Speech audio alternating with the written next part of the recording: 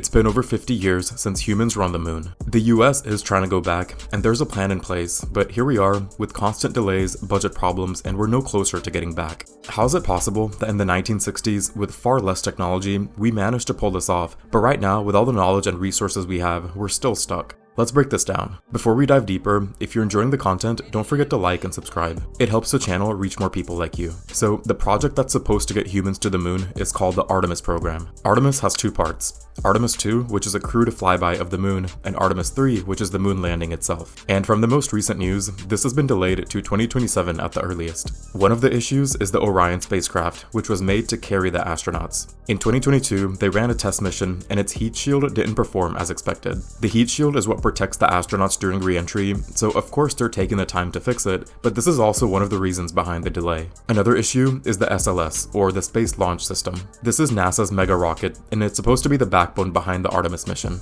but it's incredibly expensive. Each launch costs them billions of dollars, and this leaves them with little money for innovation in other critical areas. And even though the costs are through the roof, the SLS has also been plagued by delays. So far, that's two things that are causing delays. And the worst part is that the SLS was supposed to be the easy part, but now they're forced to make this rocket the priority right now instead of planning the actual moon mission. And it wouldn't be surprising if the mission gets delayed to 2030, if not further. And so, while we're here struggling, China's space program is advancing rapidly. They have plans to build a lunar base in the 2030s, and if NASA continues to have problems, then China could beat the US to reach the moon's south pole. This is a region that's rich in water ice that could support long-term lunar exploration, and the US would risk losing its position as the leader in space exploration. So what needs to change then? Because clearly, NASA doesn't lack the technology or the talent. But what they do need is efficiency and accountability. Because private companies like Spacex are showing us that space exploration is very much possible, and it can be cheaper and faster. I think this is the time to get back to the moon. It would inspire so many countries and companies, and it would spark more interest in space.